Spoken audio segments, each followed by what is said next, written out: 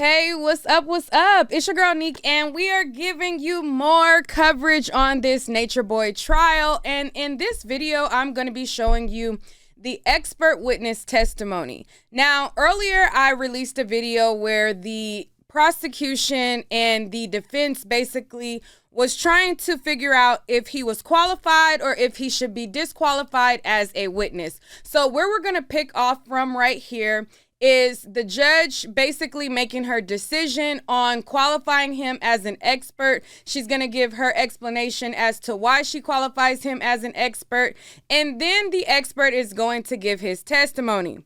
Now, my plan for this is to watch the testimony once, then on the second follow-up, edit out if the victim name come up, and then that's it. Upload it to y'all. I done sat through the whole expert testimony, and when I got done watching it with y'all so that I could report it, the file did not save. So here I am. I'm going to watch it for the second time. It got very, very spicy towards the end with Booker. It was a rodeo at that point, and we're going to buckle up because it got interesting, okay? It got very, very interesting, and let's just roll it. It states that formal education in the subject at hand is not a prerequisite for expert status. Also, in the U.S. versus Wilson case, what is this? 2015 U.S. Appeal Lexus 21756. The hold on.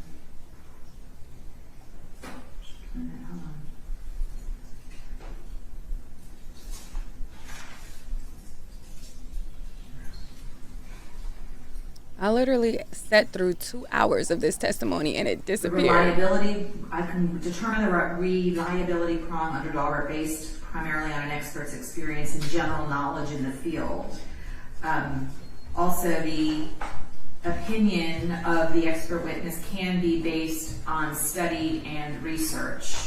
So, further, Mr. Ross has been declared an expert in Georgia and in various other states and in federal court on the subject of coercive, I think it was coercive persuasion. And he has outlined the principles and methods that he's relied on, including the writings, the criteria, 8 criteria, thought reform, 3 stages of coercive persuasion, and exit costs. So I think he has enough specialized knowledge to testify in this area, and then you will have full latitude to cross-examine the witness, Mr. Booker. Okay, good. The only thing I would ask the court, I guess, to instruct the witness or how you want to do that. I think it's a dangerous position where he's going to base his testimony on videos that he's watched, where he's relying on what someone else has said that we're not going to get a chance to cross-examine. And so I don't think that would be a proper area. I think he should be limited to only his opinion based on what he is actually, and people that he spoke to in this case. I thought experts could rely on other information they obtained during the court. I mean, that's information, other opinion-based information from other lay witnesses on YouTube. I didn't. The rule doesn't specifically state YouTube. You can cross-examine him on that, but I do believe. Let me look for the authority on that. But okay. Expert witnesses are generally allowed to testify based on hearsay, so their opinions can be based on hearsay. That's my understanding of the law, unless you have a case that says differently. I don't think it would be hearsay based on not what they watched on YouTube. You might have watched Saturday Night Live and just based their opinion on that. Well, I think all of that is fair game for you for cross-examination. Yes, it's 703. Rule 703. Okay. What does the rule state? It's a long rule, but it says the facts or data in the particular proceeding upon which an expert bases an opinion or inference may be those perceived by or made known to the expert at or before the hearing. if of a type reasonably relied upon by experts in the particular field in forming opinions or inferences upon the subject, such facts or data need not be admissible in evidence in order for the opinion or inference to be admitted. Such facts or data that are otherwise inadmissible shall not be disclosed to the jury by the proponent of the opinion or inference unless the court determines that their probative value in assisting the jury to evaluate the expert's opinion substantially outweighs their prejudicial effect. So I would ask you to allow that. Let him finish. So the way that I read that is that he would not be able to say, so-and-so told me Mr. Bishop did this, but he can use the fact that so-and-so told him Mr. Bishop did whatever in forming his opinion. And he can still express his opinion, and the fact that he relied upon otherwise inadmissible evidence in forming that opinion does not make the opinion itself inadmissible. Okay. Only if the court finds it probative. I mean, I think we should read that last sentence a few more times because I think that. Well, no, I'm familiar with the rule. We're not going to read it a few more times. So we're going to go forward, and you can, if you think he's getting too far afield, then feel free to make an objection. And so, Judge, I'm just going to make an objection for purposes of him being admitted as an expert witness to make sure that is a standing objection. Of course. We don't need to address anything else. We're good? Okay. All right, then let's bring the jurors in and get started. All right, so they're going to bring the jurors in, and it's going to get interesting, to say the least, towards the end. Now, I was at the edge of my seat, and my reaction was, ooh-wee.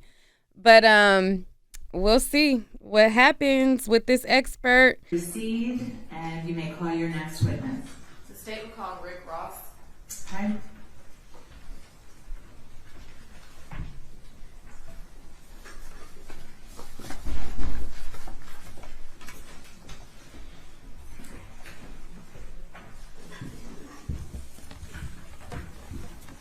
Ricky Ross, I'm the biggest boss that you've seen thus far.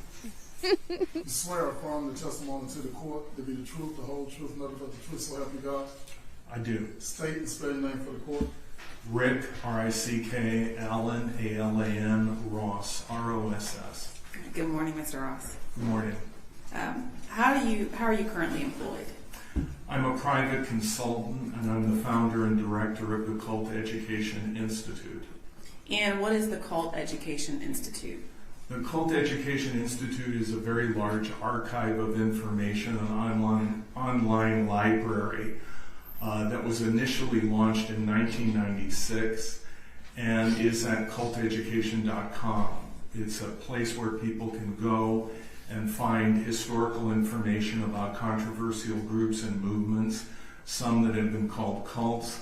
It also has a large message board that has been up for many years where people can comment about and express concerns about various groups and leaders. And how long has the Cult Education Institute been around? The Cult Education Institute site was launched in 1996. And tell the jury what you do as the founder and director. I take complaints from people about controversial groups and movements. That may come from a spouse, a family member, parents, adult children. Also, I am looking at documents and articles about various groups and leaders and archiving them into the database. I also moderate the message board. And can you tell the jury about your educational background? I graduated from high school in Phoenix, Arizona. I graduated from a high school, Phoenix Union, in Phoenix, Arizona. And how did you get into this field studying cults? Well, it started when a very strange fringe group, religious group, infiltrated a nursing home where my grandmother lived. And I went to visit her, and she had been harassed by a nurse's aide. And when I found that out, I went to the director of the nursing home, and eventually they found that 5 members of this particular group had sought employment with the covert agenda of targeting the elderly in the nursing home. That led to me being an activist, a community organizer. Eventually, I would be invited to join the staff of a social service agency in Phoenix, and later an educational bureau. And then that segued into doing intervention work with people that were under the influence of controversial groups and movements, some called cults. And I would eventually do more than 500 interventions across the United States and internationally. And what is an intervention? An intervention is when a family or a spouse, a loved one, is very concerned about someone that is under undue influence in a particular group. They're concerned about their safety, their welfare, and they stage an intervention, much like a drug or an alcohol intervention. And so the family is there, I am there, and we discuss their concerns, how to identify a destructive authoritarian group. We discuss the coercive persuasion methods used by such groups, and very often information about the particular group or leader that that person may not even know, so that they can make a more informed decision about continuing with the group in the future. And I know you said the Cult Education Institute was founded in 1996. How long have you been doing this work? I started doing my work in 1982, so it's been over 40 years. And can you tell the jury about any specialized training that you have? Well, I've been mentored by some of the best people in the field, and I've worked with mental health professionals, law enforcement. And so I have learned from direct experience working with thousands of cult members, former cult members, families, over a very long period of time. And you talked about working with law enforcement. What different agencies have you worked with? I have worked with the FBI, the Department of Homeland Security, the Justice Department, and the BATF, the Bureau of Alcohol, Tobacco, and Firearms, in regards to different groups at different points that were being investigated. For example, Nexium, led by Keith Raniere, the Waco Davidians, led by David Koresh, and other groups. And have you written any articles or publications? Yes, I've written articles and I've written chapters for books, and I've also written papers that have been published in peer-reviewed journals. Perhaps I'm most well known for the book I wrote, Cults Inside Out, How People Get In and Can Get Out, which has been translated into complex Chinese and also published in Italian. And is there peer-reviewed literature relied upon in the area of study? Yes. And are you able to rely on that literature in reaching your conclusions? Yes. And the manner in which you apply peer-reviewed literature to individual cases, is that generally accepted within the academic community? Yes. And you talked about doing interventions. Did that include speaking with family members as well as current members and former members that are in these groups? Yes. And can you describe to the jury what is a destructive authoritarian group? Well, there was a psychiatrist, he's still alive, he's almost 100 now, Robert J. Lifton. He taught at Harvard Medical School, and he wrote a paper in the 80s that was published titled Cult Formation. And I think what Lifton identified in that paper was the nucleus for the definition of a destructive authoritarian group or cult. And that relies on three core elements. One is an absolute authoritarian leader who has no accountability in any meaningful way, and who is the defining element and the driving force of the group. Whatever the leader says is right, whatever the leader says is wrong, and the leader becomes really an object of worship.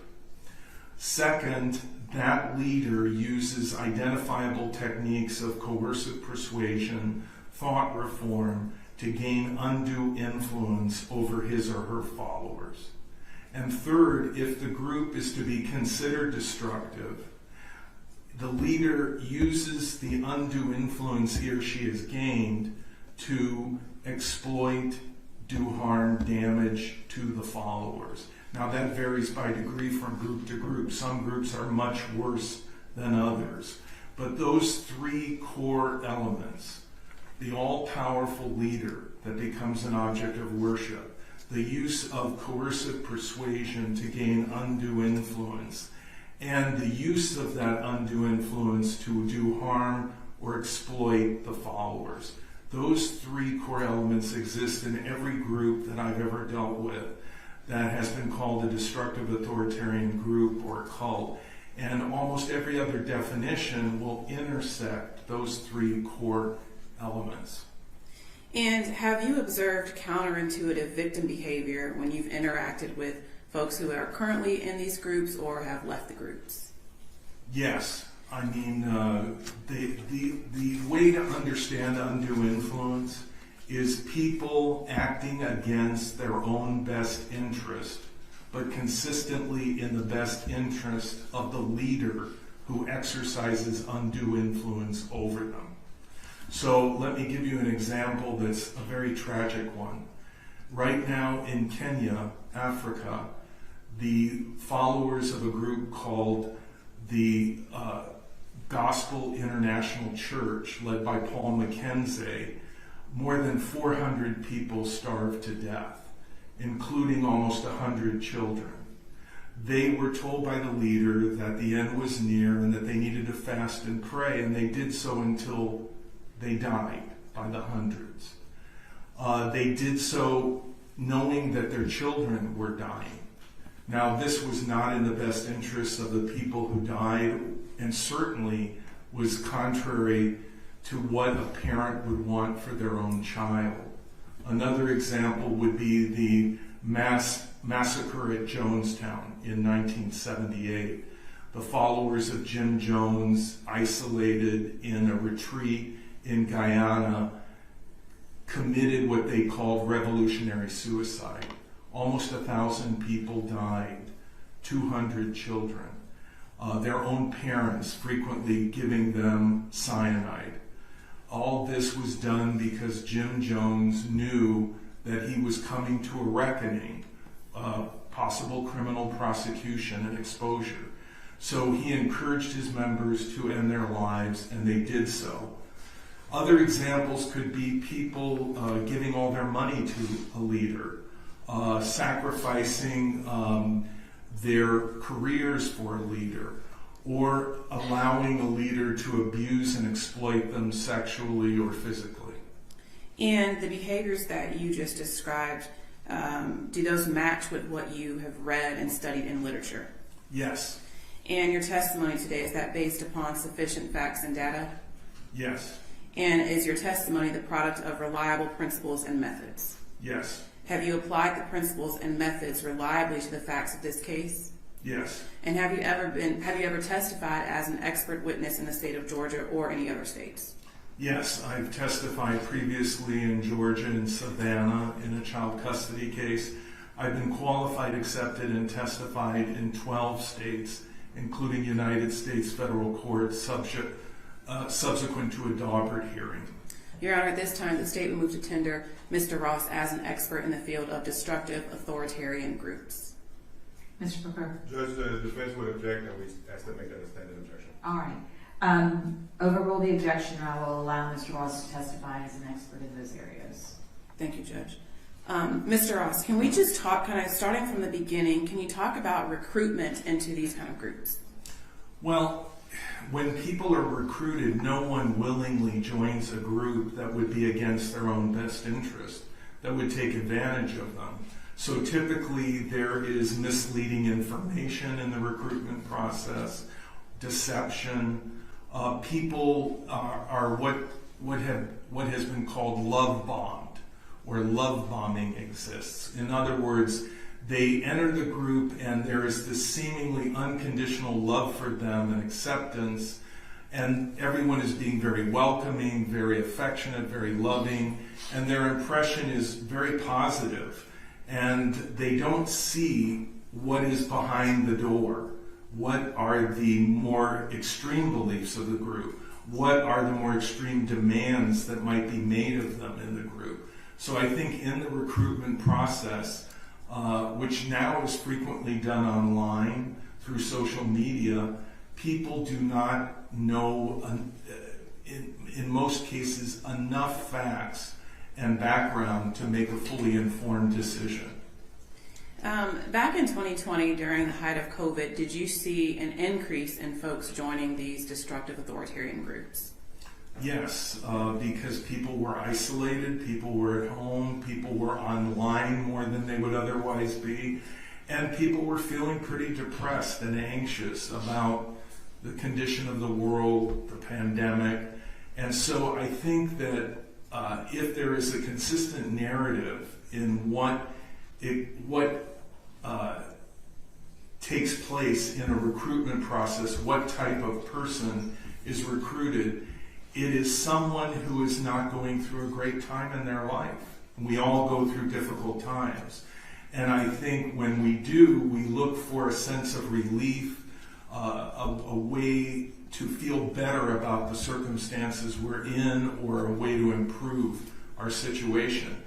And destructive authoritarian groups offer that. They say that. They say they have answers. They say they have solutions. And I think during the pandemic, many people were feeling very anxious and looking for relief. Now, you talked about the three characteristics of a leader, and one was no meaningful accountability, and the other was thought reform or coercive persuasion. Can you explain a little bit about coercive persuasion and thought reform?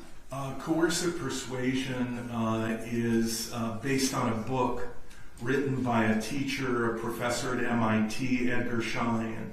And he wrote about Chinese thought reform in the 1950s, and he was also concerned about the way in which the North Koreans were able to gain undue influence over prisoners of war during the Korean conflict, what had been called in popular culture brainwashing.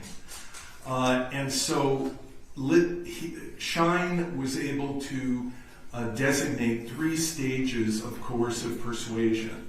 The first phase is what he called unfreezing, or what I would simply call breaking people down. And then the second phase was once they were unfrozen, they were not rigid in their positions, their beliefs, or they were in need of relief because they were in distress, because they had been broken down.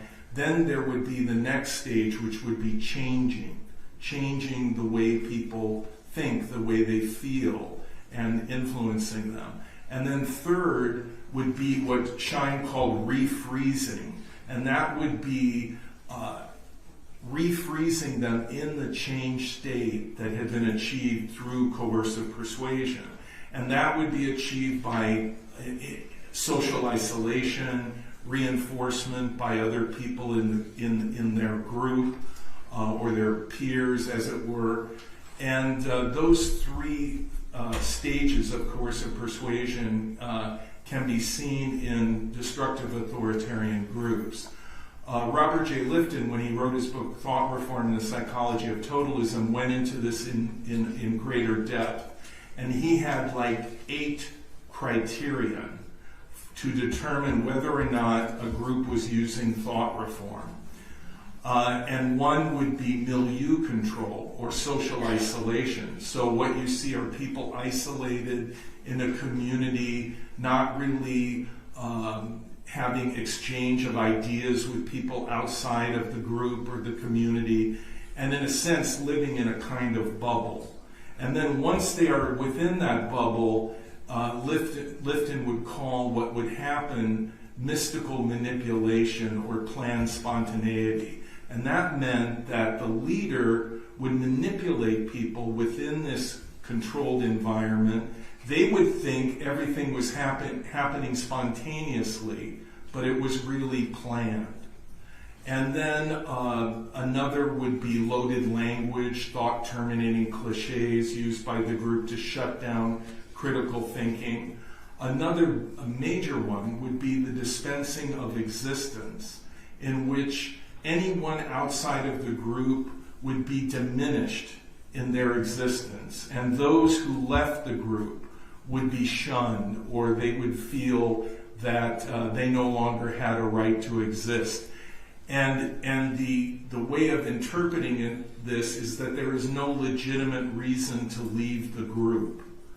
Another would be the cult of confession, in which people are encouraged to empty themselves with no boundaries in a group setting with the leader. And in this way, the group identifies all of the individual's vulnerabilities, how they can leverage those vulnerabilities for control. And what you begin to see as you look at the way Lifton lays out these criteria is that one strengthens the other and that they interlock together.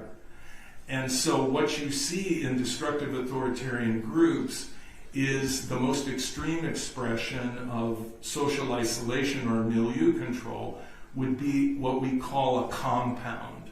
That would be isolated from the outside world, in which the leader would control all information, communication, relationships, everything within that environment. Now, I think when you were talking about coercive persuasion, you may have mentioned peer reinforcement. Can you explain what that concept is? Let me also talk about how that peer reinforcement becomes a social proof, which is a principle of influence identified by Robert Cialdini in his book Influence. And that is, we all rely on people around us and circumstances around us to determine what we do. For example, you go to the airport, you don't know where to go. You look where the other people are going, and that becomes your social proof, or your pathway to what you should do. And so what peer pressure does is it can give people reassurance and help, or it can become a false social proof. That is, if you are submerged in a group where everyone is saying the same thing and everyone is in lockstep behind the leader, you're not getting any other alternative perspective. You're not getting accurate feedback from other people that might express what's going on is crazy. So we often look at extreme groups and we say they're behaving really odd. They're acting really strange. But what we don't understand is that within that environment, reinforced by other members in the group and cut off from accurate feedback or an external social proof, they rely on what the group sees as real and right. And this can explain some pretty extreme things. Like, for example, in groups where there's very harsh corporal punishment of children, and children have actually, in some of the groups I've dealt with, they have been beaten to death. But no one in the group said anything that observed this, because everyone in the group had accepted this as the norm, and everyone was reinforcing that belief. And anyone who expressed alternative ideas was basically encouraged to leave, or they were harshly criticized and then they would change their view. So this kind of peer reinforcement or social proof is used by groups to reinforce what the leader wants, no matter how outrageous it may be. And would you often see physical violence in these groups? In some of the groups I have. One group, for example, in which I testified, the group leaders encouraged parents to do very harsh corporal punishment of their two teenage boys that wanted to leave the group. They were raised in the group. They wanted to leave the group. This happened in upstate New York. And the parents took belts and they began to, beat the two boys until they were hospitalized. One died. And the parents, I think, sincerely believed that what they were doing was right, and they had no means within the group that they were embedded in of understanding how wrong it all was.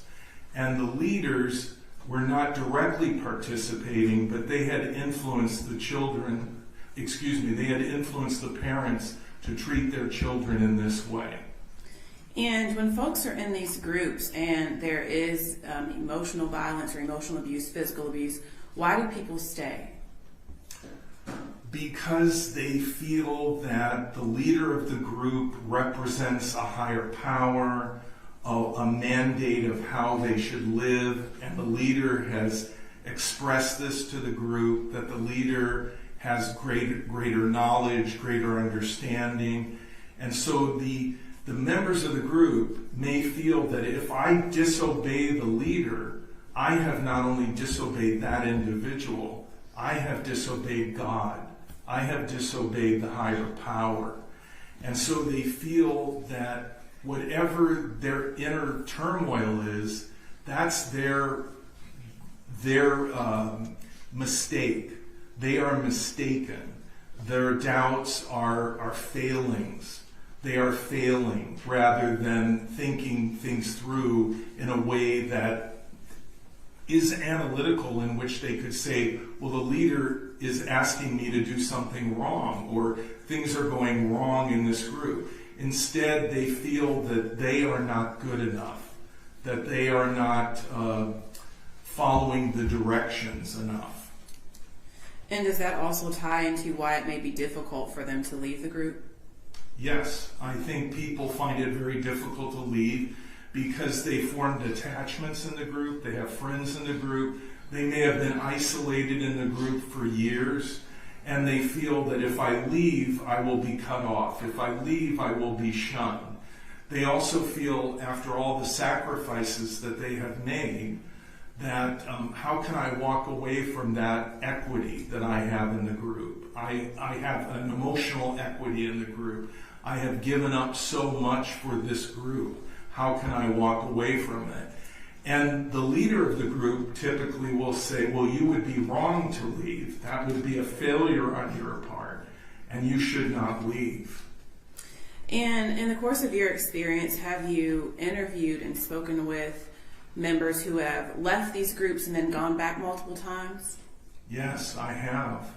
In particular, what comes to mind are polygamous groups in Arizona, in Texas, in Utah, where people were raised in these groups for a long period of time, and their families are in these groups, and they feel that there's no life for them outside. Also, people that have, if you will, they to some extent burned their bridges at the urging of the leader or other members of the group. They haven't been in touch with their family for a long time. They haven't been employed for a long time in a career. So they feel that the only sense of identity, the sense of family and purpose that I have is in this group. And so I'm going to go back. And in my experience, they have not unpacked what happened.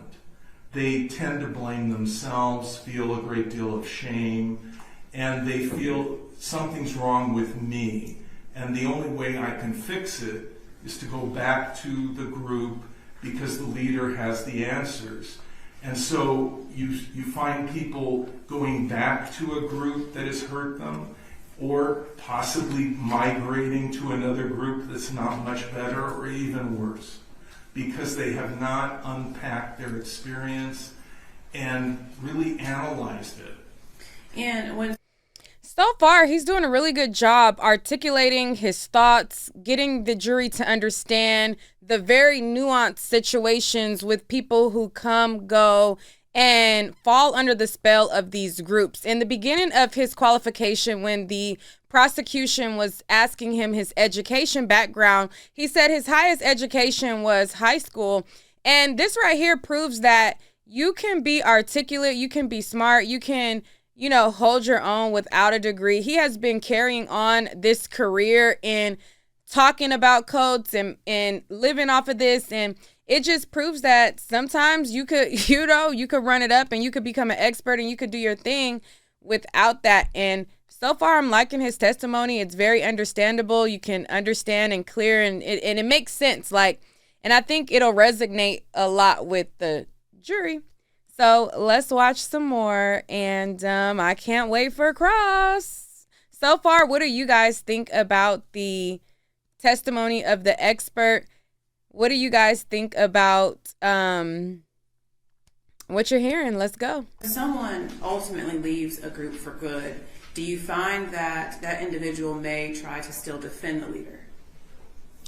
Yes, I find that people that have left groups, I remember meeting a woman who had survived Jonestown, and I met her doing a particular news program, and she told me that I left Jonestown and then I joined Synanon, which was a terrible group. The leader of Synanon was criminally prosecuted, and the group was broken up because of multiple crimes that were committed by group members, including attempted murder.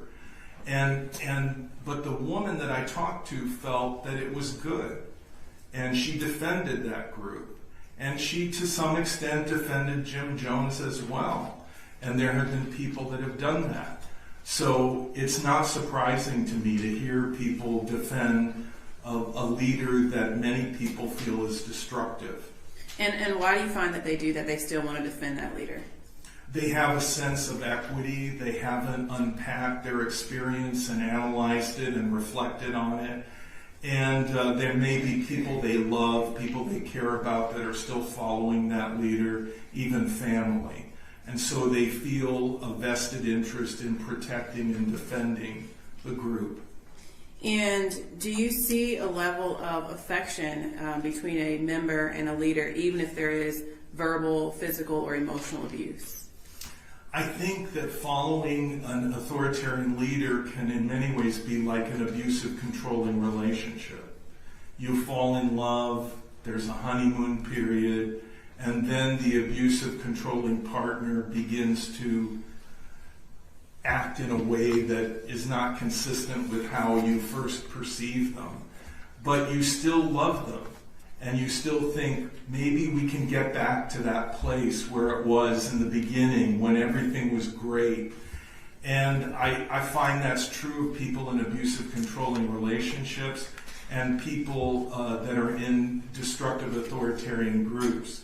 It's a heartbreak when the leader turns out not to be what you thought, or the partner, the spouse that you married turns out to be an abuser. You want to believe that they can be better. You blame yourself. You take on some of the guilt yourself. If only I could help them, do more for them, they could be the way I wish they would be, or the way they once were, or as I perceive them. And so it's a heartbreaking process, and people are deeply emotionally heartbroken by their disappointments in leaders of authoritarian groups very often. All right, and switching gears a little bit to the thought of cognitive dissonance as it relates to members of these kind of groups. Can you talk about that? Cognitive dissonance is a basic kind of understanding of how people could stay in a group that makes a prediction or says something that is proven to be totally false or wrong. So, for example, in Festinger's writings, who writes about cognitive dissonance, he talks about a woman who made a prophecy that a spaceship would come and take everybody away because the earth would be destroyed. And when that event does not occur, he points out that many of the people still remain loyal to the leader anyway. And how does that happen? So he would say, number one, the leader makes a prediction or makes a statement that is proven false. Number two, the person is conflicted by that. What do I do? How do I deal with that? And then the leader offers a spin on how this can be explained. It's a rationalization. The spaceship decided to wait longer. The world will be allowed to remain intact longer until the Galactic Federation has a second vote, or whatever. And because the person is embedded and socially isolated to a large extent in a group, the leader's spin is then reinforced by everyone in the group and accepted. And this is how you can have groups that the end has been predicted many times, and it doesn't happen, and the people are still loyal anyway. Some may drift away, but many will stay because the spin that is provided by the leader and reinforced by followers is accepted. And can you talk about the healing process for these former members once they ultimately leave the group? What does that look like? In my experience, the first step is education. What is a destructive authoritarian group? How would I distinguish that kind of a group from another group? Second, what are the techniques of coercive persuasion and thought reform? How could I identify them being used on me? And then third, taking that all together and then through that lens, reappraising your involvement in a particular group. What did the leader do? What were the dynamics of the group? Did the leader ever admit to making mistakes? Did the leader ever admit, I was wrong about this or that, I'm sorry, I apologize? Did the group institute safeguards, checks and balances, so that the leader didn't have absolute power? I mean, what measures have been taken by the group and by the leader to change things so that the group is no longer destructive? And what is it that happened to me in the process of becoming involved and being in this group? How was I manipulated? Was I manipulated? And looking at it through the criterion of thought reform and coercive persuasion. And then finally, probably getting counseling for trauma from a licensed mental health professional that is acquainted with cults and destructive authoritarian groups and can help that person with that knowledge base. And also possibly being involved in a support group where other people that have been through that experience can help each other and say, look, this happened to me as well. And I find that when people recognize that it's not just their group, but that the same process of manipulation and abuse has happened in other groups in the same way, even though they have a completely different belief system, that can be very freeing. Realizing that you're not alone, realizing that this has happened to other people, and that it's not your fault. Do you find that some of those members have some amount of guilt? Oh, yes. I think that if you, for example, recruited people when you were in such a group, you would feel guilty about the people you recruited. If you were a parent and you brought children into the group, you would feel guilty about anything bad that happened to them during that time that you were in the group. If you said harsh things to family and friends because they questioned the group or the leader, you would feel regret and guilt about their hurt feelings. And also the leader of the group may have demanded your obedience and even to witness abuse in the group. And you watched it and you did nothing because you were constrained by the undue influence of the leader, and you would feel guilty that why didn't I stop that? Why didn't I help that person? So there can be a lot of guilt. And Mr. Ross, are you familiar with Carbonation and Eligio Bishop? Yes. And when did you first hear about Carbonation or Mr. Bishop? There was a young woman in Canada who moved from Canada to Costa Rica. and she joined a group then called the Ethereans, now known as Carbon Nation. And Eligio Bishop, known as NatureBoy, led the group at that time, and the parents of the young woman were very concerned. And eventually she left Costa Rica, returned to Canada, but there was quite a bit of critical press reports about Mr. Bishop, about what he was doing in Costa Rica, and so on. And from that point forward, I began to archive material about Eligio Bishop, the Ethereans, now known as Carbon Nation, within the database of the Cult Education Institute. And do you remember what year that was that you first became aware of? It was a while ago. It was a few years back. I Yeah, can't remember the exact date. It was a minute ago. But it was some years ago when this young woman, and it was reported in the press in the United States and in Canada. It was like 5 or 6 years ago, I think. And have you reviewed videos of Mr. Bishop or Carbon Nation? Yes, I have. And where have you reviewed those videos? Well, I had begun watching videos of Mr. Bishop going back to the point where the young woman from Canada came down to the compound in Costa Rica. And so I would see that Mr. Bishop would have...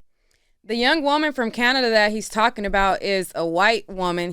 I think she was like the first white person that NatureBoy had let into the group, and her family, they basically had a big old spiel. I think BBC even did like a full-on documentary about her being there, investigating and talking about NatureBoy. Like, it was a big, big deal. Okay? And her parents was not playing. Look that up. These videos available online, and I would see videos about him, his teachings, his group. And then also there were videos that I reviewed that were provided to me by the prosecution in regards to Mr.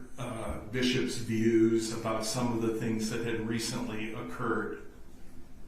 And can you estimate, I don't know if you can, but about how many videos relating to Mr. Bishop or Carbon Nation have you reviewed over the last few years? Well, certainly a half dozen or more, maybe 10 or more, that have appeared online, or people have emailed me and sent me links and said you should look at this, and so on. And in reviewing those videos, did you form an opinion on whether or not the defendant fits the profile of a destructive authoritarian group leader? Yes. And how were you able to reach that opinion? By Mr. Bishop's statements that he's made about his authority, about his knowledge, about his expertise, what his mission is, and how people should respond to him, and his general lack of accountability. And so I would say that fits the profile of a destructive authoritarian leader, what I have seen. And you said there were statements about how people should respond to him. And what did he say as it relates to how folks should respond to him? That they should obey him, and that they should subordinate themselves to him, and that his value judgments supersede pretty much everyone else's, and that he is the defining element and driving force of Carbon Nation. Judge, if I can have just one moment. Yes. All right, let's go, defense, let's go.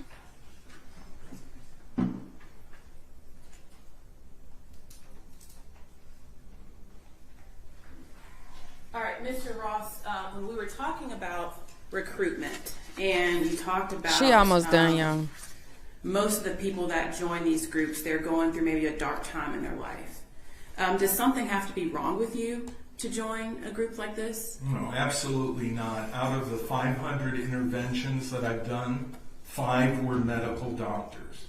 One was an orthopedic surgeon, another an anesthesiologist.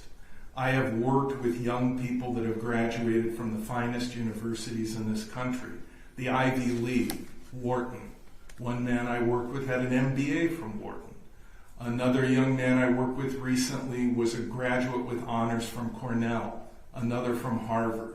What I've seen through my work over the last 40 years is that NatureBoy taking his notes. anyone could be potentially recruited by these groups given a certain set of circumstances, frankly, bad luck.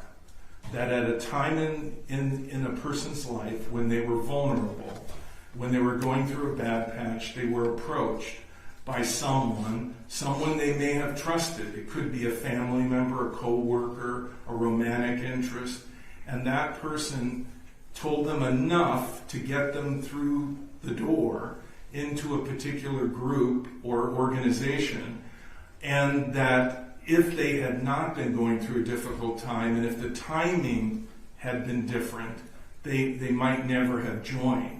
And that when they did join, they did not understand what they were getting involved in. And the people could come from very happy homes, from very nice families, be very well educated, very intelligent, a complete cross-section of all kinds and all types of people. All right, thank you, sir. That's all I have, Judge. All right, Cross. Let's go. Let's go. Good morning. My name is Robert Booker. We met earlier today. I represent Mr. Bishop. I just have a few questions for you, okay? All right, so based on what you testified in direct examination, you started, your experience was from 1982, right? Yes. Okay, and that was when someone was at your grandmother's nursing home. Is that what I understood? A specific group had encouraged members of the group to get jobs at the nursing home with the covert agenda of targeting the elderly there. Okay, what was that group called? The group was called Jewish Voice Broadcast, and the nursing home was a Jewish nursing home for elderly Jewish people. Okay, do you come from a Jewish family? Yes. Okay, and it was called Jewish Voice Broadcast? Yes. Okay. All right, and you testified earlier, so you started in 1982 and you've been doing this continually since then, right?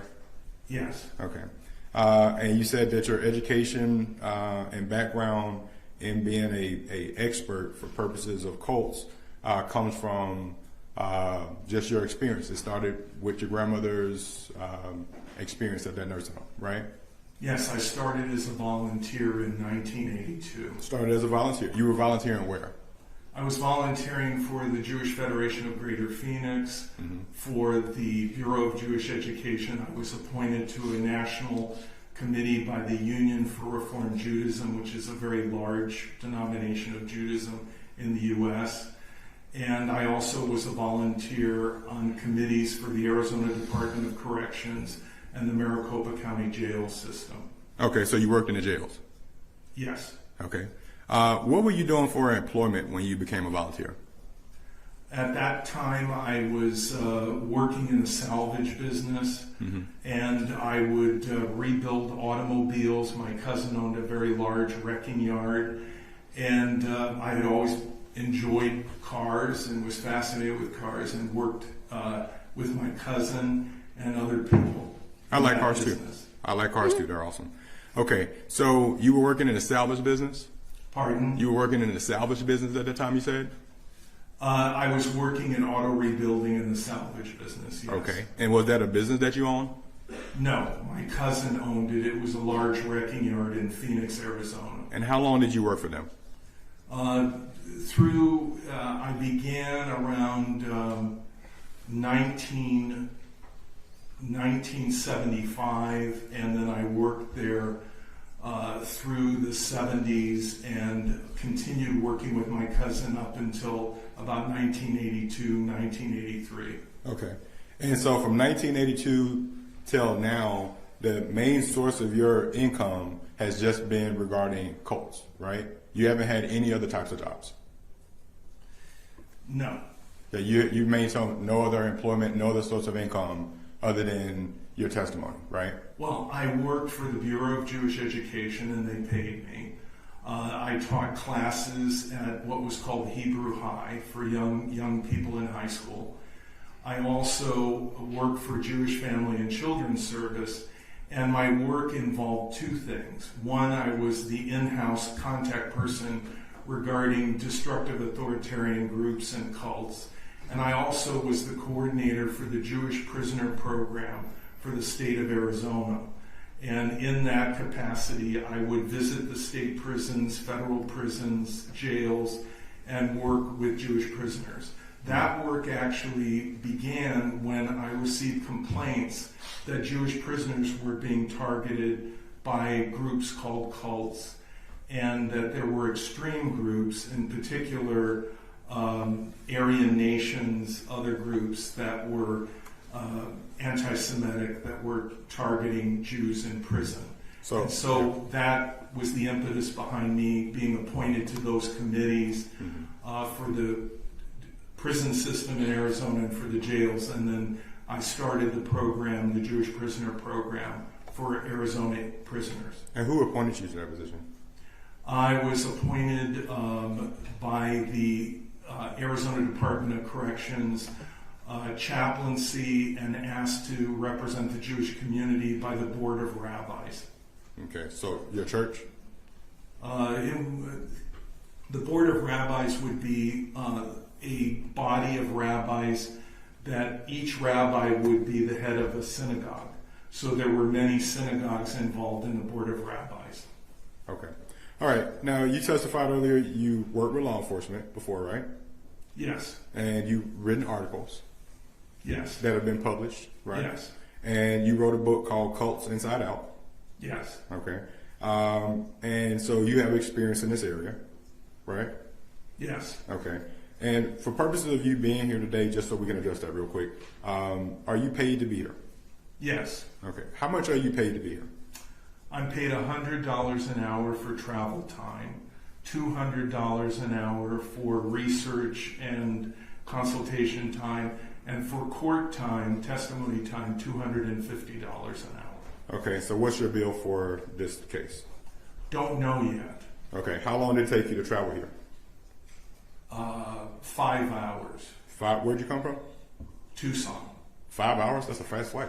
Okay. That was a nonstop from Tucson to Atlanta. Okay. So $500 for your flight. Does that include the ticket? No. Okay. So $500 plus the ticket, right? And is it $500 going back as well? Probably including ground transportation and terminal time. Okay. So we can say about $1,000 in flight time plus the ticket. Give him all his Very coin. likely. Okay. And you $250 for in-court time? Yes. Is there a minimum of in-court time in your contract? No. Okay. And so if you were just here for 1 hour, you just charge them $250? Yes. Okay. And if you were here half an hour, it'd just be $125, right? That is correct. Okay. So the faster we get you out, the better off for the state, right? Yes. All right. And the $200 was for what now? $200 an hour would be for research and consultation and review time. Okay. So looking at materials, going through statements, and talking with the prosecution team. Okay. And how much has that been? It's been several hours. Tell me how many. I'm not exactly sure. I'd have to look at all my notes, but probably at least, probably 6 to 8 hours. 6 to 8 hours. Okay. So my math is not great, but 8 times 200 is 1,600. Correct. So the state can expect a bill from you somewhere around $3,000, give or take, right? Well, plus the time in the court. Plus the time in the court. I was including that. So, all right. So you spent 6 to 8 hours researching, consulting, reviewing, and talking with the state, right? Pardon? You spent 6 to 8 hours researching, consulting, reviewing, and talking with the state, right? More or less. Well, you just told me that number, so I'm asking you. Yeah, no, I would say that I have to look at my notes, but I reviewed statements, listened to statements, watched videos, and went through a file of information regarding Mr. Bishop and his group. Okay, so where'd you get the file from?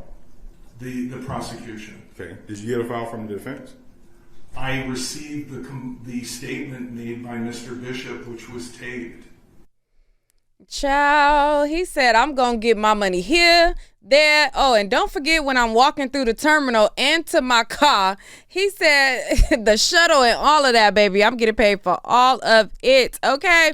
It paid to be an expert now. I see why these people so salty. They own this dang internet, obsessed with NatureBoy. And they ain't getting the money that they want out of the situation, so they get mad when anybody else clock any dollars. Is they mad at this man or no? That they like he getting a whole bag just talking at the court. Boy, Mr. Rick Ross, you got some obsessed NatureBoy people. They gonna be mad at you, child. They don't like when people make no money off of NatureBoy, child. They about to be mad at you, honey. You over here expert, and all you had was 6 to 12 video footage, and they done reviewed thousands, and you able to get the bag? Child, y'all better alert Mr. Rick Ross. The crazies is coming, child. They get mad anytime anybody get in. Okay, let me get back to the. Let me stop. Did you get that from the defense? No. Did you reach out to the defense? No. Did you ask for any evidence from the defense?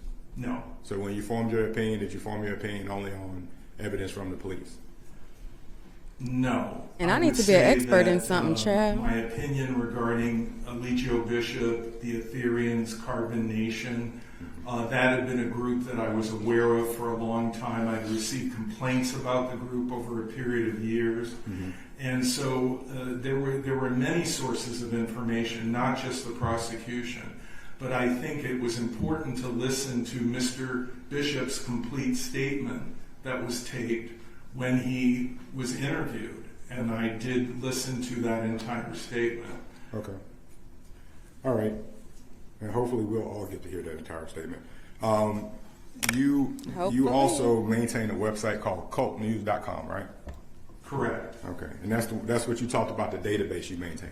No. The database, the main entry point is culteducation.com.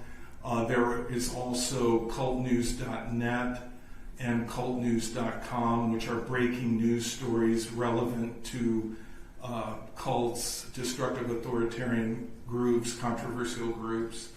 And there's, as I said, a message board, which is called the Forum. Okay. All right. So tell me, in all your experience, what's a deprogrammer? What is that? A deprogrammer is a word that has been used to describe intervention work with cult members. So the idea being that the cult member has been programmed, that they have been unduly influenced by the leader, and that coercive persuasion process has instilled a mindset. And deprogramming is the process of unraveling and examining that program in an effort to help the person recognize that it might be in their best interest to move on, or to take a break from a given group to consider it more carefully. Okay. And that's what you talked about with those young people that you mentioned in New Jersey, right? That there were some 2 young men that you were doing an intervention on? I think that's correct? Was that not it? No, the 2 teenage boys, I never met them. Oh. I was asked by the prosecution to testify as an expert before a grand jury. And that grand jury indicted not only the parents but the leaders of the group that were responsible for the beating that took place of the 2 children. They were teenage boys. I never met them. I didn't do an intervention to help them, but I was aware of them through my studying of the group and the situation, and then I testified before a grand jury. Okay. Is it typical for someone who's experienced as you to not interview, for instance, in this case, did you meet and interview in your office?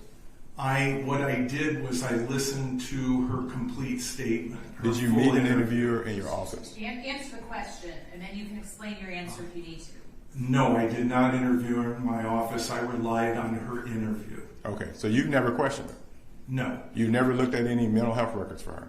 No. Have you looked at any person, let me ask you a better question. Have you interviewed anybody in your office pertaining to this case? No. Okay. You indicated, and I want to go back to your education, you indicated that you have a high school diploma. Is that correct? Yes. Okay. And this is not to be disrespectful to you, but you would agree with me that your highest form of education is high school. Is that correct? That's correct. You would agree with me that you don't have a college degree. That's correct. You don't have an advanced degree. That is correct. You don't have a degree in psychology, No. psychiatry, No. medicine, No. sociology, No. philosophy. No. You've never been certified as a therapist, No. a counselor. No. You've not been accredited by any accredited agency, have you? No, I would have to disagree with that. I've been accredited as an expert numerous times by numerous agencies, and I've been invited to lecture as a paid guest lecturer at about 30 universities and colleges across the United States and internationally. Okay, we'll disagree on that one. You've never been published by any medical or theological peer-reviewed journals other than Beijing University, correct? No, in my CV, there are books that I participated in. In fact, there is a chapter that I did for a book called Opposing Viewpoints. I was invited to write a chapter. It's an educational book, and the book is about opposing viewpoints regarding groups called cults, and I was invited to write, and I was actually employed and paid to do that. That's not what I asked you, sir. I asked you, have you been published by any medical or theological peer-reviewed journals yourself? Not participating in somebody else's book, but did you have? That's a yes or no question. Wait, hold on. You got to answer the question. Excluding China. So it's fair to say excluded Beijing University is your peer, correct? Beijing University and I believe one other university in China, and these were departments of sociology and religion that published articles that I wrote, which were then peer-reviewed and published in academic journals in China. In China, not here in the United States. No. Not in any of the 50 states we have here, or however many states in the Well, the articles are online. They're available online for people to read, but they were not published in an academic peer-reviewed journal in the U.S. Would you agree with me that anybody can write anything online? Yes. Okay. And so in order for it to be in a published journal, it had to be reviewed by someone who's educated in the same field, correct? That's a yes or no question, sir? Yes, if it's published in an academic journal. Okay. All right. So going back to your academic journal is Beijing University, correct? That would be one, yes. And what year was that? That would have, I would have to look at my CV, but not that many years ago. Probably about 10 years ago. About 10 years ago on Beijing University. Okay. All right. On your website, you have a bunch of groups that you would consider to be cults, right? No, culteducation.com includes Shameless plug. controversial groups and movements, some that have been called cults. There are many groups that are mentioned or that have archive sections that are not considered cults and have not been called cults. Okay. Well, I went through your website, and I'm going to give you a couple of groups that you have listed on your website. And I want you to tell me you can explain, but I want you to answer me in yes or no first, if this group was one that was listed on your website as a cult or not. That's fair to say? Okay. Okay. All right. So the cult of Trump, is that listed as a group on your website? Yes or no? No. It's not. Okay. How about Matt Walsh, YouTuber, Matt Walsh? No. He's not. Okay. How about Hare Krishna? Yes. That's listed as a The cult. International Society of Krishna Consciousness has a subsection which reports about child sexual abuse and other problems, criminal indictments related to the Hare Krishna movement. Scientology. Yes, one of the largest archives on Scientology online is at the Cult Education Institute. Christianity. He plugging his stuff. No. Fundamental Christianity. There is a section on fundamentalism there is a section on fundamentalist Jews, there's a section on fundamentalist Christians, there's a section on fundamentalist Muslims. Those sections reflect certain groups that have garnered controversy due to their behavior. Children of God. Yes. Jehovah's Witnesses. Yes. The Christian Broadcasting Network. Yes. There's a subsection about Christian Broadcasting Network, some of the controversies around the group. It is not labeled as a cult within the archive. Anti-abortion groups. Only there is a section on anti-abortion groups, but they are not labeled as cults. What in specific is discussed is the violent anti-abortion groups that have engaged in very violent acts at clinics. In one situation, the attempted assassination of a doctor, and some doctors also were killed, and that's mentioned in that subsection. Christian identity groups. Yeah, Christian identity groups such as the Aryan Nations and groups that basically put out the idea that more or less British Israelism, which is that the white race is the new chosen people and that all others are not, and it's considered a theology or ideology. Jews for Jesus? Yes. That would be a cult? No, but it's a controversial group because the Jews for Jesus were led by a man by the name of Martin Rosen, who had a Jewish background, but he converted and he became a Baptist minister. And he came up with the idea, or he said, that you could be a Jew and a Christian simultaneously. And the issues surrounding that are that, the Jewish community, the organized Jewish community, would determine the parameters of who is a Jew or who is not a Jew. And of course, the Christian community would determine who is or is not a Christian. And the controversy regarding Jews for Jesus was, one, that they were targeting one group for missionary work and no one else. Two, that they weren't who they said they were. And three, that they were, by many accounts, anti-Semitic and very controlling. Seventh-day Adventists. Seventh-day Adventists are in the archive, but not as a cult, but rather to disabuse people of the notion that they are a cult. Okay. There are many groups in the archive, for example, the Freemasons, and other groups I might mention, Wiccans, that people will say are involved in cult practices, human sacrifices, all kinds of bizarre conspiracy theories. And what the Cult Education Institute has an archive for is to disabuse people of those notions and point out. One thing about it, he gonna let you know how much money he making, the cha-ching coming on, and he gonna plug that website and tell you what's on it and clarify about it. Now, the reason why I paused is because I think Booker is doing a good job basically going through the website and going through what he classifies as these extreme groups. Now, as you know, the jury makeup is made up of people from various backgrounds. There's a large amount of African American on the group, and I think there's like 4 who are, I put up 8, but there's like 4 who is white.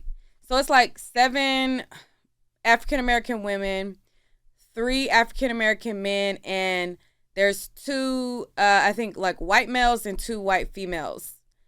So there's like, a jury pool of 12, and I think they probably have like 2 alternates or whatever. But all of these people have various backgrounds. Some of them can even fall into some of these groups that he is calling an extreme group. But I think what the expert does, since I already watched this and this is my second time, he does a good job at basically bringing it back and clarifying why they're on his website, what he meant and what his intentions are, and he makes it clear. So I think it was good for Booker to go down this lane, because a lot of people could look at that are from some of these groups. There could be a Jehovah's Witness, a Seventh-day Adventist, or, you know, people from those backgrounds, and be like, oh, he look at it this kind of way. Like, oh, okay, well, maybe I'm not going to look at Eligio, you know, in that kind of way. So I think it was a good place to go down the different groups that he has listed on. But things are about to get interesting. He's about to start bringing up his record, bringing up cases.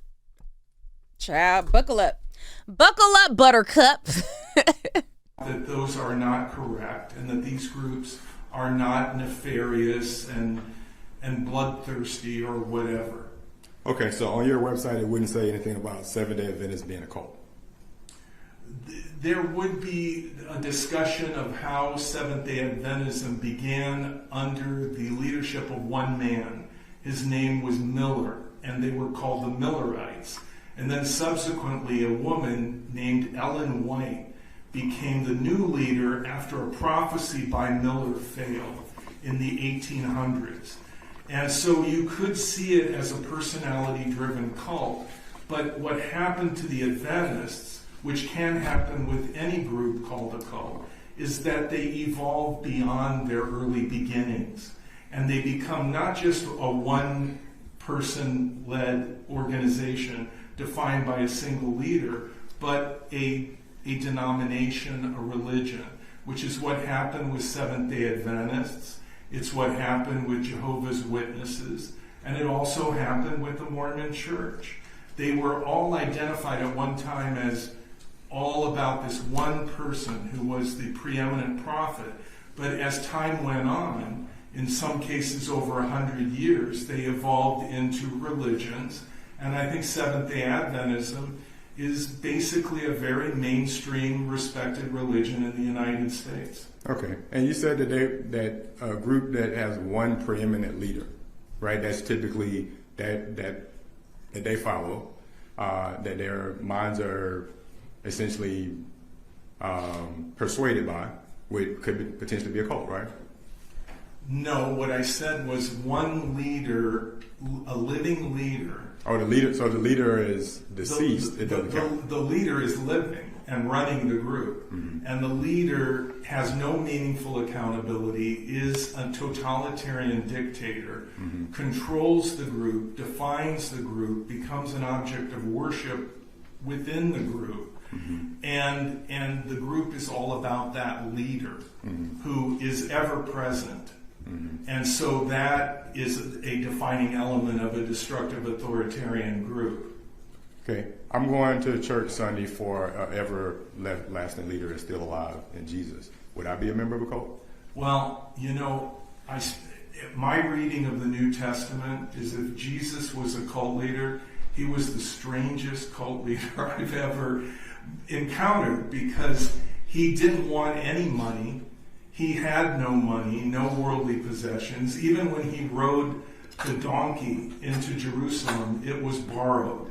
And he would tell his disciples, you know, if you want to leave, leave. If you want to follow me.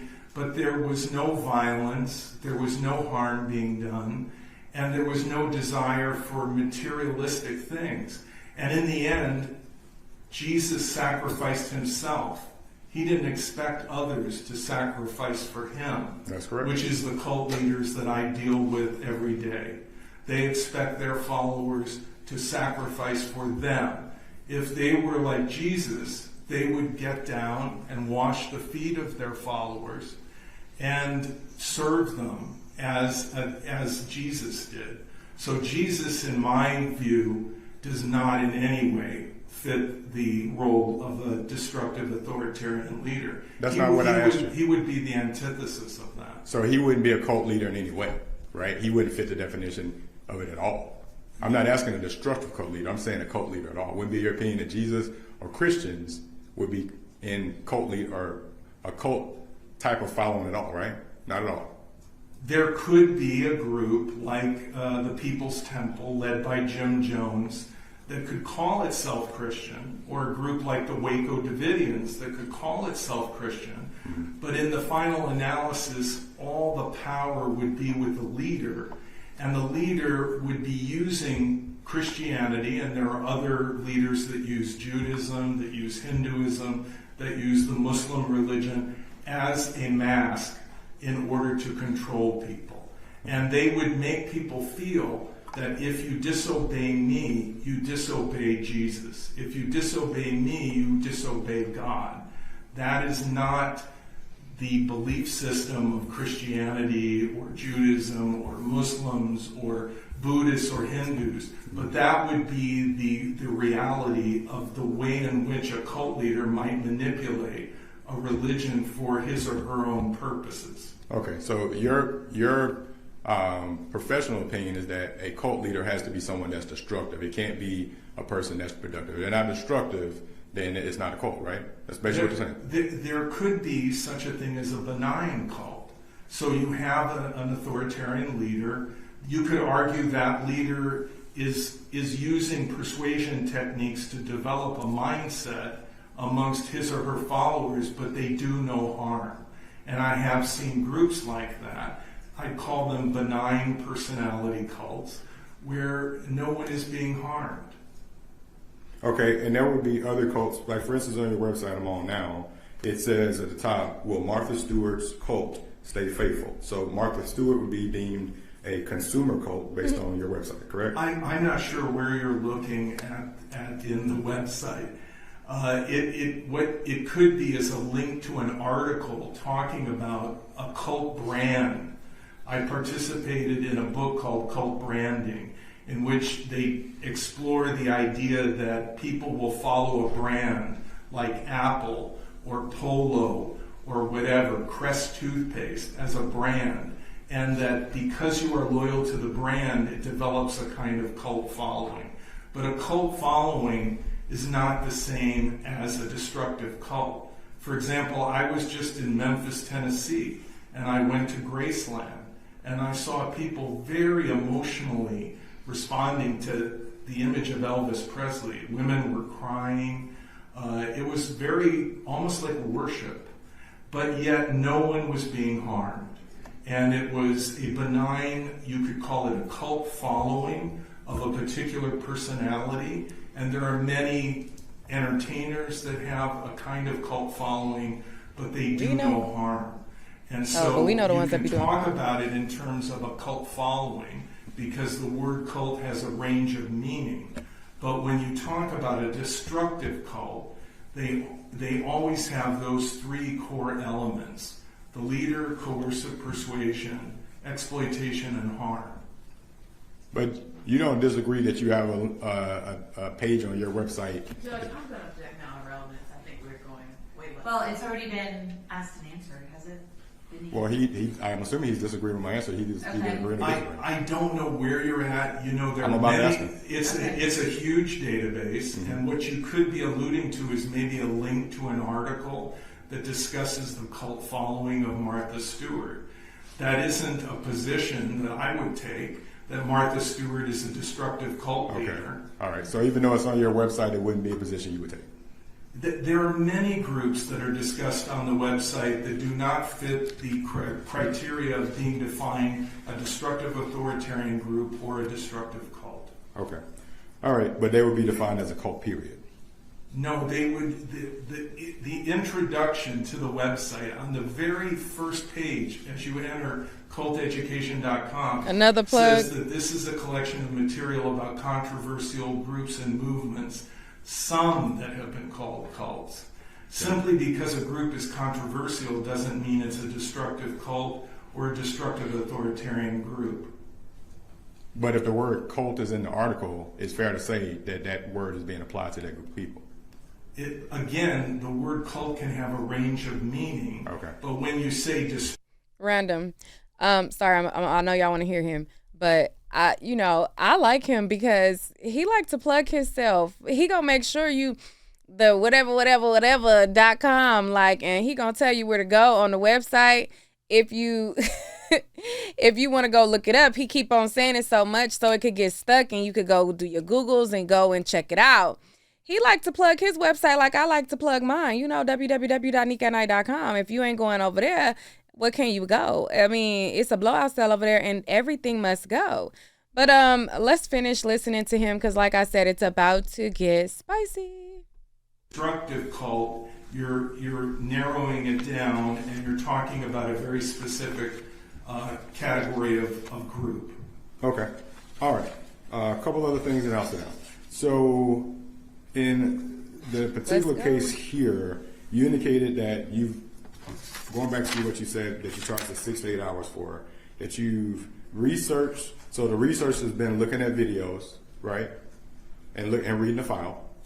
I read the statements, I read the pretrial motions, I read I listened to Eligio Bishop's interview, I listened to Jeff's interview, and also for years I had known about Mr. Bishop and his activities. This was not a group that was new to me. This was a group that I had learned about years ago. Okay. And again, you haven't talked to anybody in the group directly yourself, though? No. And you also indicated that you watched about a dozen videos of Mr. Bishop, correct?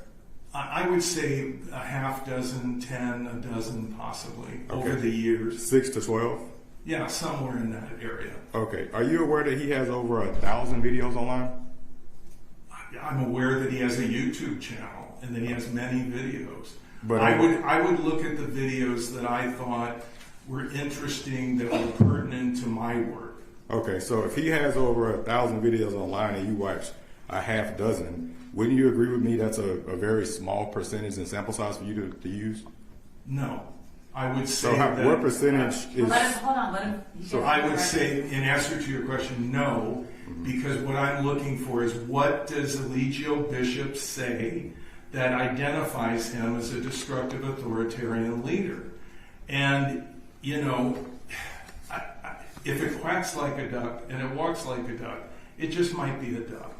Okay. I mean, you can say, no, it's an elephant, it's a zebra, but I would say if Eligio Bishop is doing videos that are consistent with the kind of discussion and the kind of claims that would put him in the category of a destructive authoritarian leader, those videos stand in and of themselves as evidence in that area for me. Okay, so let's just assume you watched 12 videos, because you said half a dozen, which would be 6, 10 to 12. And there's 1,000, let's just cap it at 1,000. So that would be 990 other videos, or 988 other videos that you've never seen. Is that correct? That is correct. Okay, so you formed your opinion. I don't know what percentage it is, but it's a very small percentage of what is the online presence. Isn't that fair to say? It's fair to say that Mr. Bishop has many videos, that I haven't watched them all, but that the videos I watched were pertinent and consistent with a destructive authoritarian leader, and quite frankly, many of Mr. Bishop's videos reiterate the same themes, which is that he is very special, he's preeminent, you must listen to him, his teachings are crucial, the world must have him and his teachings in order to understand the meaning of it all. I mean, that is the theme that is consistent in his videos. His importance, his preeminence. And how would you know that when you've only watched 6 to 12 videos, how his other videos are relative? If you only watched 6, you wouldn't be to tell me what the other 900 plus videos the theme would be. Because you said, under oath, under direct examination and cross, that you watched 6 to 12 videos. So I'm not sure how you're going to give an opinion on anything outside of what you haven't watched. Counsel, I would ask you to watch 6 to 12 videos and see if you don't come to the same conclusion. That is the theme of his videos. His preeminence, his importance, his singular identity as NatureBoy, as 3 God, as whatever. Okay. I mean, it's all about him. All right, a couple other things. You mentioned when you started that you did interventions, right? Over 500 was part of your experience, right? It's about to turn up. 500 interventions. And those interventions are ones where you step in and somebody who's a family is involved, they contact you and we need to get this person out of this cult, right? Does that sound right? Yes, though on occasion I have been retained by a family, and I've sat down with the family and the person and found out that they aren't in a cult, and that the family misled me or exaggerated, and I find myself saying to the family, "You're wrong. This person is not in a cult. You are mistaken, and there are other issues here that I can't help you with, that is a conflict in this particular family regarding an unhappy relationship or whatever." Right. So there have been times that I've been retained, and it turns out that it's not a destructive authoritarian group or a cult, and I basically said that to the family. Okay. Do you recall being involved in a case where you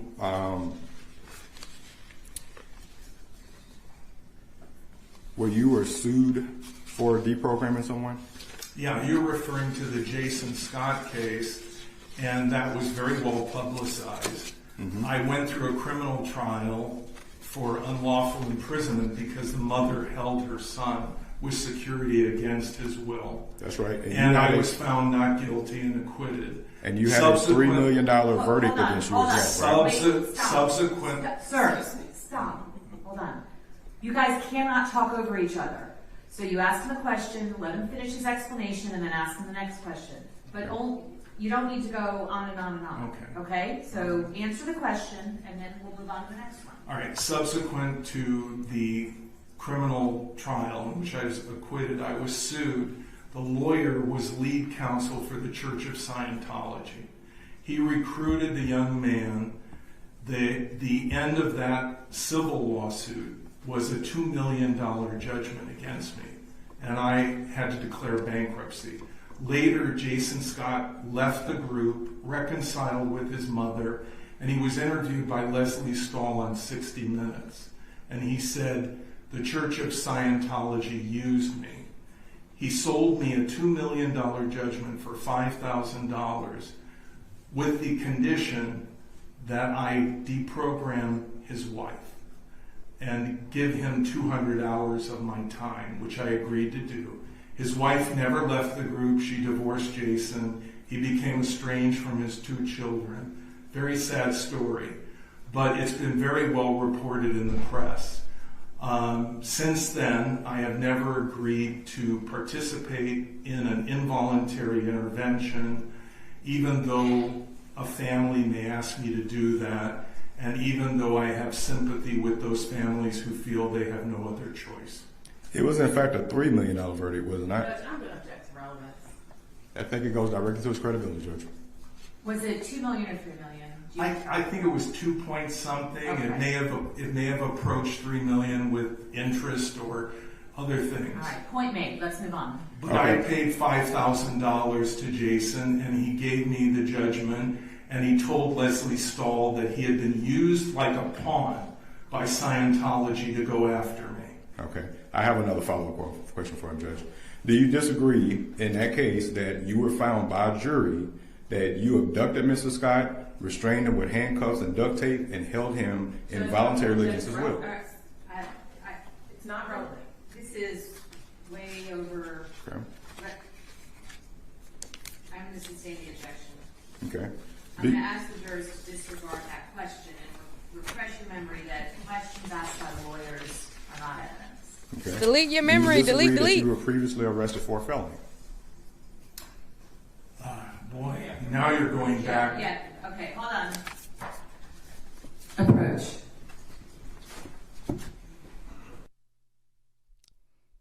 Child, they getting down till they get down. Okay, so basically what's happening right now, and they doing a sidebar. I think they're going to let the jury go out, and they're going to discuss whether or not they're going to bring up this portion of it.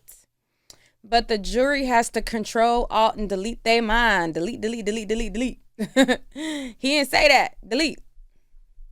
All right, so they're coming back. He's giving them a look.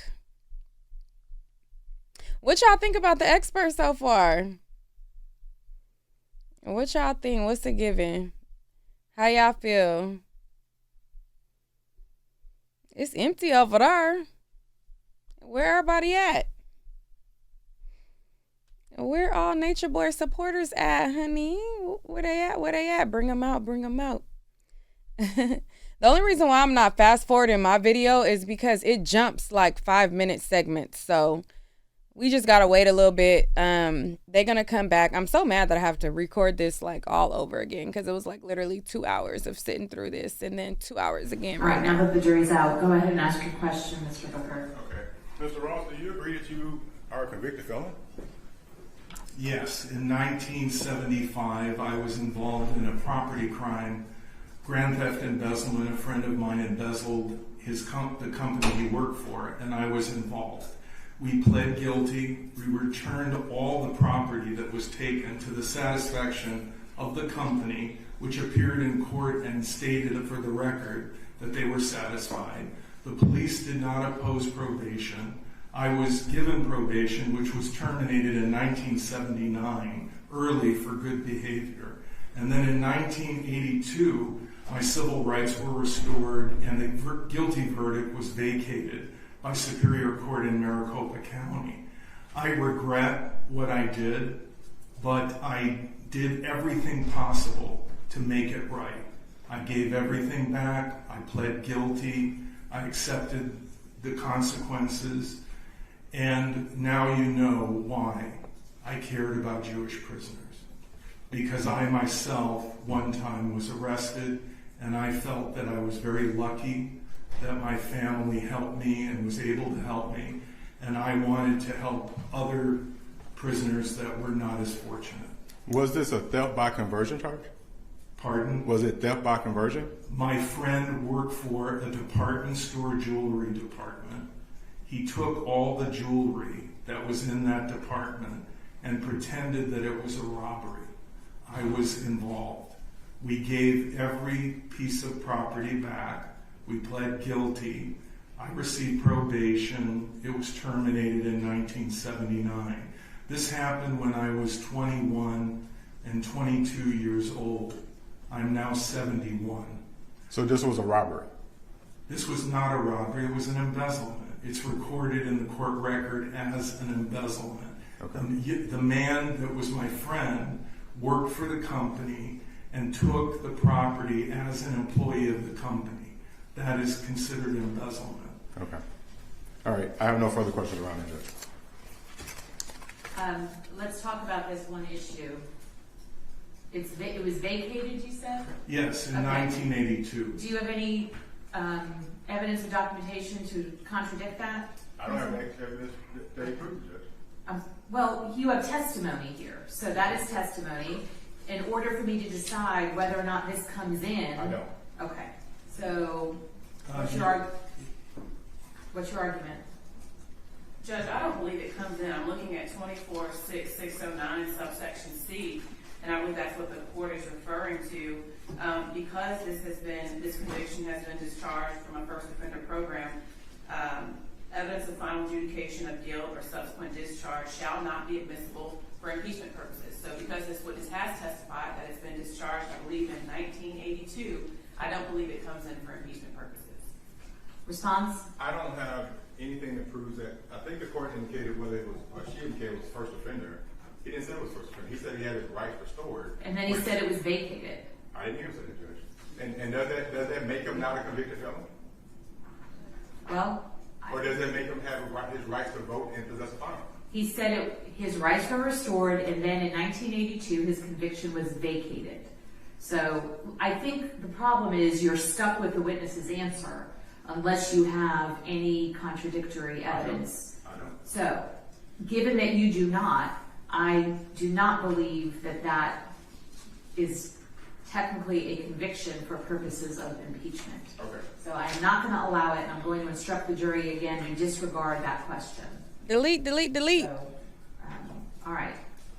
Delete all that. Let's bring the jurors back up. Do you have anything else that you need to, any other questions? Okay.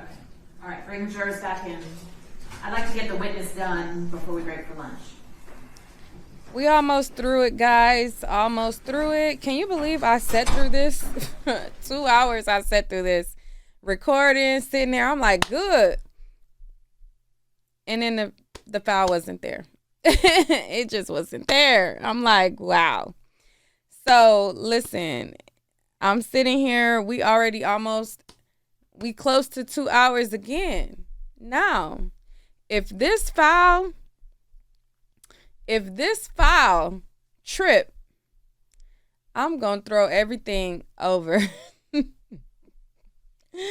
I'm literally going to throw everything over, child, because, baby, who got time? Who got time for stuff like that? Okay? And again, I don't want to fast forward it even though I'm watching, like, the recording or whatever, because I do not feel like jumping ahead 5 minutes, coming back, trying to get the right spot. They should be coming in shortly. But again, what y'all think about the expert testimony? So far on my channel, I've shown, I showed the victim. I'm going to re-upload the victim.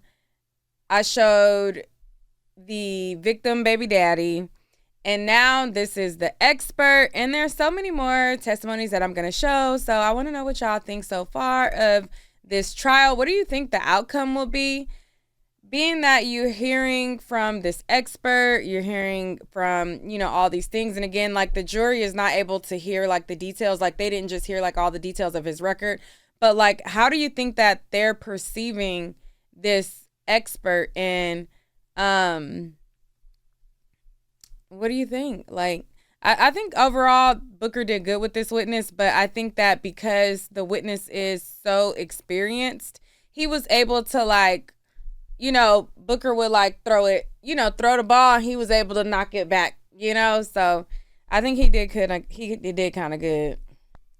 He did kind of good. Come on. The objection is sustained, but it's not, it is not anything the jury can consider, and I'm going to ask that, instruct the jurors you were not to consider that line of questioning with respect to this witness's testimony.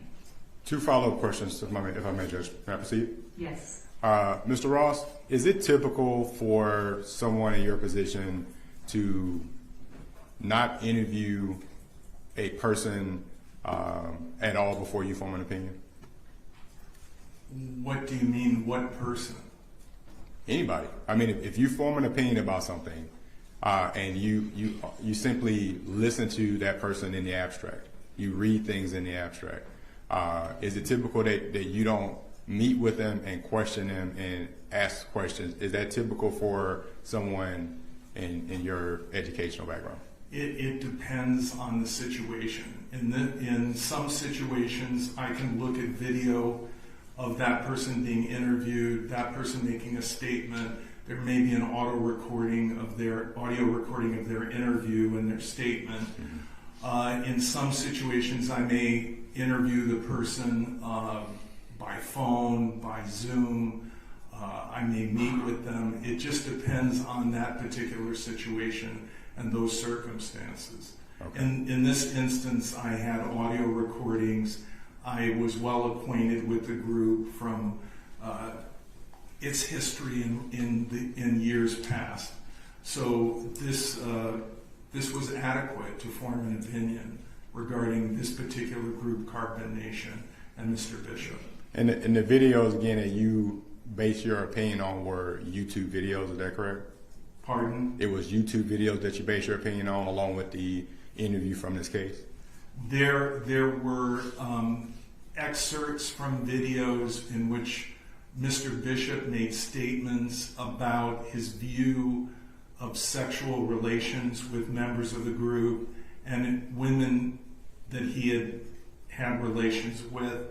And then there were also videos I had seen over the years that had come online that people would send me links to. And I have been to Mr. Bishop's YouTube channel many times over the years. Well, I'm just asking you, are the videos that you are basing your opinion on YouTube videos? I'm not sure about the excerpted video portions regarding his sexual relations with members of the group, but some of the videos could have been viewed through Facebook. Some of the videos could have been viewed through YouTube. Some of them may have been memorialized somewhere online. Okay, but this was just online stuff, nothing that Mr. Bishop gave you himself, correct? Just stuff that he had posted on the internet, correct? Well, the interview that he did with the police was voluntary, and he did that on his own. He decided that he wanted to do that interview, and I basically took him at his word, what he said in the interview, and I listened to the complete interview. Okay, and you took him at his word in the interview? That I took him at his word in regards to his view of his position in the group and his relationship with women. Okay. Basically that he did not accept responsibility for certain things, and that he denied other things, and that he talked about himself and his work and so forth. Okay, but you said based on his interview, you took him at his word, correct? That's what you just said. I took him at his word in the sense that he made a statement to the police. They told him that he had the right to counsel. He said, I'm going to make this statement. And he went on and talked about his role in the group, his attitude about women in the group, and so on. And you took him at his word based on what you just said, correct?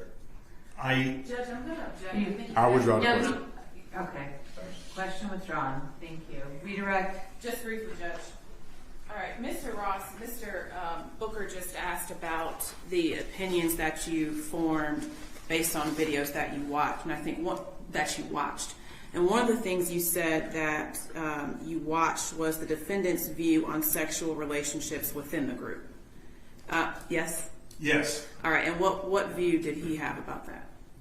That he stated that men had a right to take what they wanted, and that he implied that asking permission or consent was really not what it was about.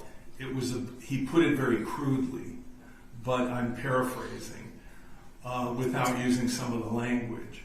But he made it clear that if you want to have sex with a woman, you should just take it. All right, thank you, sir. All right. I need to follow up based on that line of questioning. You do need to vote? Okay. Go ahead. So you indicated that you of him online where he discussed sexual groups.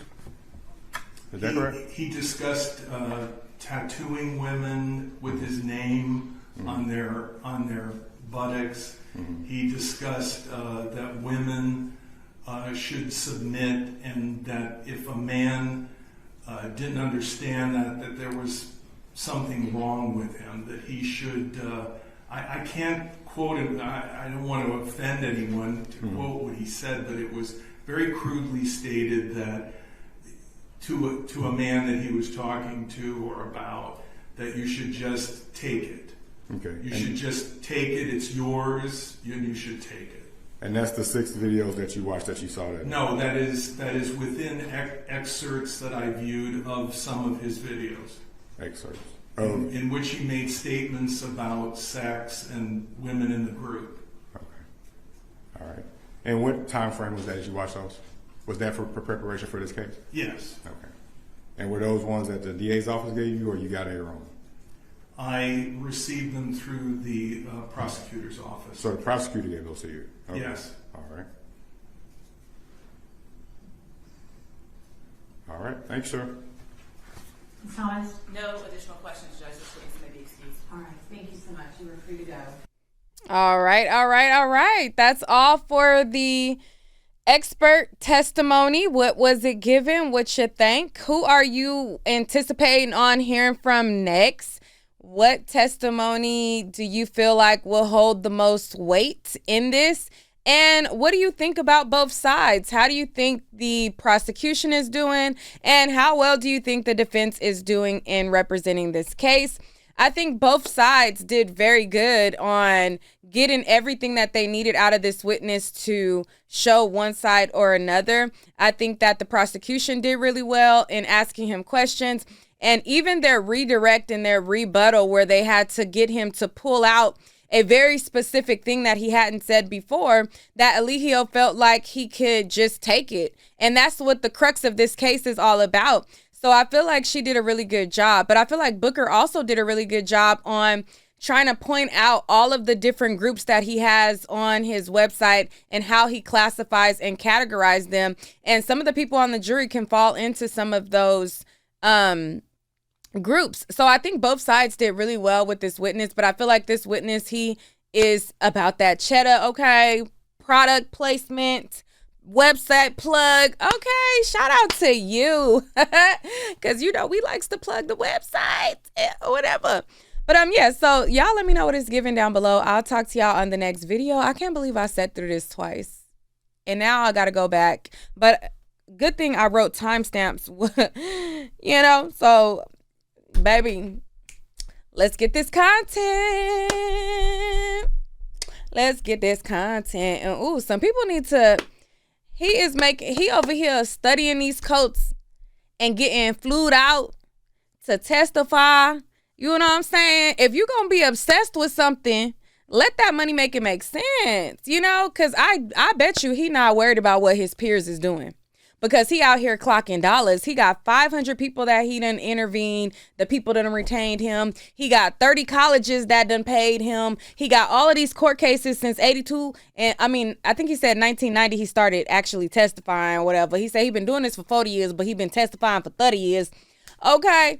And so, child, baby, these people who be obsessed with folks, they need to figure out how they could, you know what I'm saying, get that bag, okay? Because you would not be mad. I doubt he's mad at his peers.